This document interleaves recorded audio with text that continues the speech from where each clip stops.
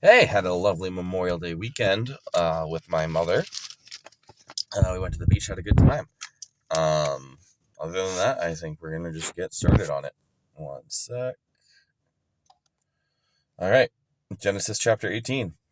Then the Lord appeared to him by the terebinth trees of Mamre, as he was sitting in the tent door in the heat of the day. So he lifted his eyes and looked, and behold, 3 men were standing by him. And when he saw them, he ran from the tent door to meet them, and bowed himself to the ground, and said, My Lord, if I found favor in your sight, do not pass on by your servant.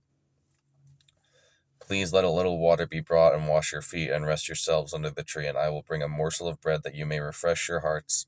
After that you may pass by, inasmuch as you have come to your servant. They said, Do as you have said. So Abraham quickly hurried into the tent to Sarah and said, Quickly make ready 3 measures of fine meal, knead it, and make cakes. And Abraham ran to the herd, took a tender and good calf, and gave it to a young man. And he hastened to prepare it. So he took butter, milk, and the calf which he had prepared, and set it before them. And he stood by them under the tree as they ate. And then they said to him, Where is Sarah your wife? So he said, Here in the tent. And he said, I will certainly return to you according to the time of life. And behold, Sarah your wife shall have a son. Sarah was listening in the tent door which was behind him. Now Abraham and Sarah were old, well advanced in age, and Sarah had passed the age of childbearing. Therefore Sarah laughed within herself, saying, After I have grown old, shall I have pleasure, my Lord being old also? The Lord said to Abraham, Why did Sarah laugh, saying, Shall I surely bear a child since I am old? Is anything too hard for the Lord? At the appointed time I will return to you according to the time of life, and Sarah shall have a son. But Sarah denied it, saying, I did not laugh, for she was afraid. And he said, No, but you did laugh. Then the men rose from there and looked toward Sodom, and Abraham went with them to send them away on the way. And the Lord said, Shall I hide from Abraham what I am doing, since Abraham surely became a great and mighty nation, and all the nations of the earth shall be blessed in him? For I have known him in the order that he may command his children and his household after him, and that they keep the way of the Lord to do righteousness and justice, that the Lord may bring to Abraham what he has spoken to him. And the Lord said, Because the outcry against Sodom and Gomorrah is great, and because their sin is very grave, I will go down now and see whether they have done altogether according to the outcry against it that has come to me, and if not, I will know. Then the men turned away from there and went toward Sodom, but Abraham still stood before the Lord. And Abraham came near and said, Would you destroy the righteous with the wicked? Suppose there were 50 righteous within the city.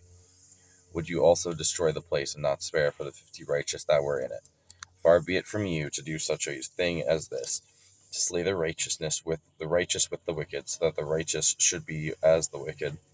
Far be it from you. Shall not the judge of all the earth do right? So the Lord said, If I find in Sodom 50 righteous within the city, then I will spare all the place for their sakes. And Abraham answered and said, Indeed, now, I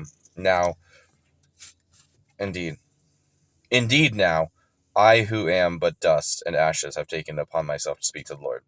Suppose there were 5 less than 50 righteous. Would you destroy all the city for the lack of 5?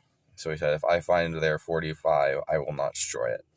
And he spoke to him again, Yet suppose there should be 40 found there. I will not do it for the sake of 40. And then he said, Let the Lord not be angry, and I will speak.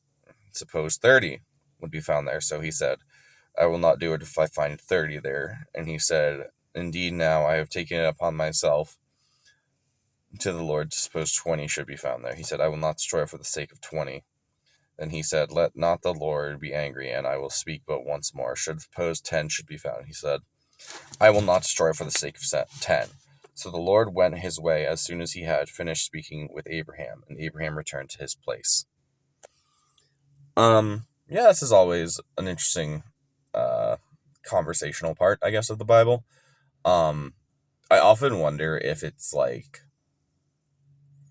so we say 10, and we take it the number to be 10, but I live in Houston, and that city in particular has probably as many people in Houston as there were people on the planet at that point. Maybe, especially, anyway. So I wonder.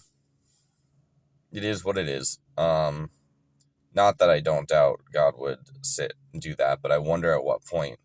Like, is it something where he would tell 9 people, hey, get out?